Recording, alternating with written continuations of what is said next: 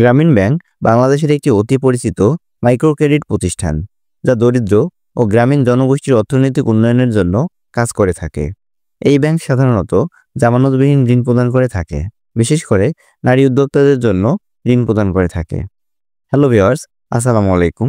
আজকের ভিডিওতে আমরা জানব গ্রামীণ ব্যাংকের জামানতবিহীন ঋণের ধরনসমূহ, কারা এই ঋণ পাবে, ঋণ পাওয়ার যোগ্যতা কী, সুদের হার কত, মেয়াদ এবং পরিশোধ পদ্ধতি এবং সর্বশেষ থাকছে আবেদন প্রক্রিয়া। তাহলে চলুন শুরু করা যাক। প্রথমে আমরা জানব গ্রামীণ ব্যাংকের ঋণের ধরনসমূহ। 1 নম্বরে সাধারণ ঋণ। দরিদ্র ও নিম্নবিত্ত গ্রামীণ পরিবারকে এই ঋণ প্রদান করা হয়, বিশেষ করে নারীরা এই ঋণ নিয়ে থাকে। 2 নম্বরে গৃহ ঋণ। গ্রামের দরিদ্র মানুষের নিরাপদে ঘর নির্মাণের জন্য এই ঋণ প্রদান করা হয়। শিক্ষা ঋণ। দরিদ্র পরিবারের সন্তানের উচ্চশিক্ষা চালিয়ে যেতে সাহায্য করার জন্য এই ঋণ প্রদান করা হয়। যেসব সদস্যের সন্তান বিশ্ববিদ্যালয় বা সমমান প্রতিষ্ঠানে ভর্তি হয়েছে, তাদেরকে এই ঋণ প্রদান করা হয়। বিশেষ ঋণ। বড় ধরনের চাহিদা ও বিশেষ প্রজেক্টের জন্য, যেমন কৃষি মেশিনারি বা সোলার প্যানেল কেনার জন্য এই ঋণ প্রদান করা হয়। এই ঋণগুলো সাধারণত জামানত ছাড়াই দেয়া হয়, তবে সদস্যদের ঋণ গ্রহণের ইতিহাস এবং সুনামের উপর ভিত্তি করেই এই ঋণ প্রদান করা হয়। সর্বশেষ গর্ভকালীন ঋণ বা স্বাস্থ্য সংক্রান্ত ঋণ। স্বাস্থ্য সংক্রান্ত ব্যয়, যেমন মাতৃত্বকালীন ব্যয় বা রোগ চিকিৎসার জন্য এই ঋণ প্রদান করা হয়।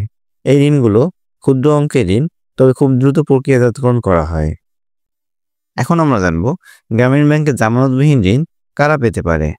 প্রথমে গ্রামের দরিদ্র জনগণ, ভূমিহীন ও খুব অল্প জমির মালিক, তারা এই ঋণ পেয়ে থাকে। নারীরা অগ্রাধিকার পায়।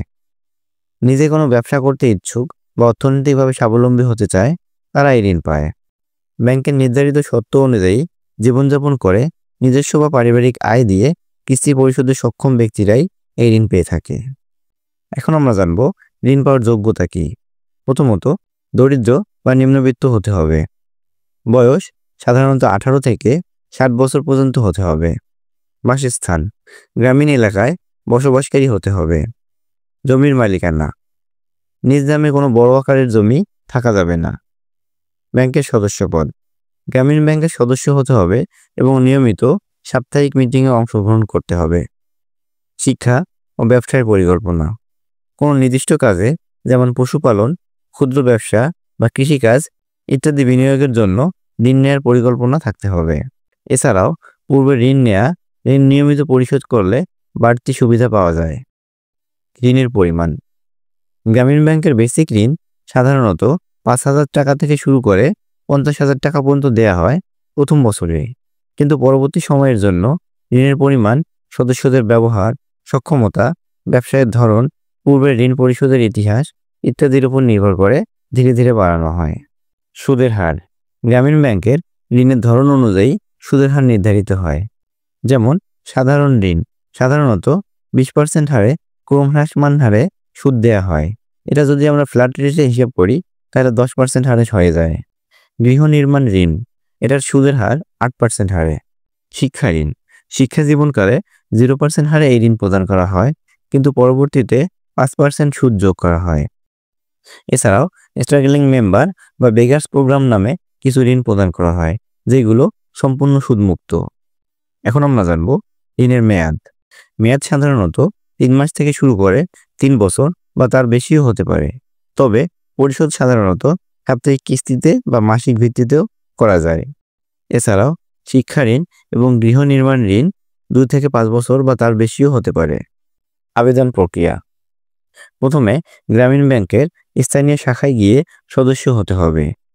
5 জন সদস্যের একটি গ্রুপ তৈরি করতে হবে। সাপ্তাহিক মিটিংয়ে অংশ নিতে হয় এবং কখনো কখনো প্রশিক্ষণও দেওয়া হয়। তারপর নির্দিষ্ট ফর্ম পূরণ করে ঋণের জন্য আবেদন করতে হয়।